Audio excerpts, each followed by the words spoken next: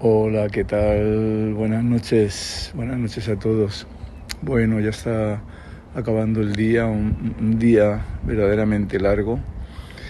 Y bueno, pensaba en que acabamos de celebrar o de recordar Pentecostés este domingo. Y bueno, que hemos tenido un culto al Señor muy bonito, un culto muy bendecido. Y es que la celebración de Pentecostés es siempre una celebración alegre, ¿verdad? Recordar la venida del Espíritu Santo, que sella nuestra salvación. Creo que estamos todos de acuerdo. Pentecostés sabemos que los apóstoles comenzaron a hablar en otras lenguas o idiomas con el fin de que todo el mundo entendiese el mensaje de las buenas noticias de salvación.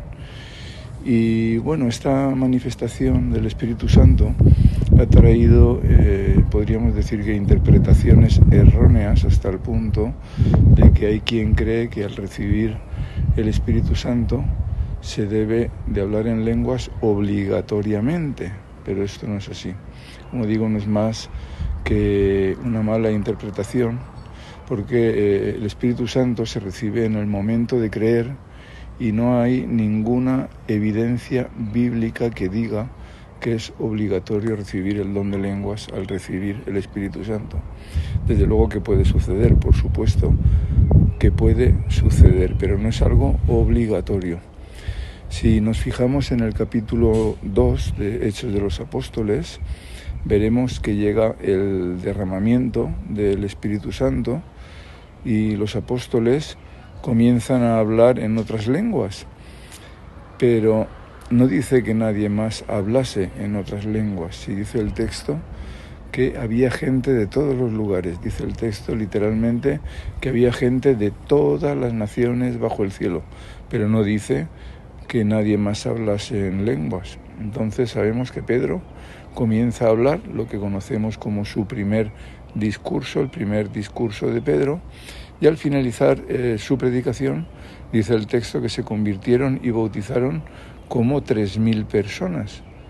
Pero no dice nada de que se pusiesen a hablar en lenguas esas 3.000 personas, ¿verdad? Ahora, sí que dice que sucedió algo. Dice el capítulo 2 de Hechos de los Apóstoles que los 3.000 que se acababan de convertir se unieron al grupo de los discípulos tras bautizarse y que estaban dedicados constantemente a la doctrina de los apóstoles, a la comunión, al partimiento del pan y a las oraciones. También dice que sobrevenía temor a toda alma y muchos prodigios y señales milagrosas se hacían por los apóstoles. Y todos los que creían estaban juntos y tenían todas las cosas en común y vendían sus propiedades y las posesiones y las distribuían a todos según la necesidad de cada cual.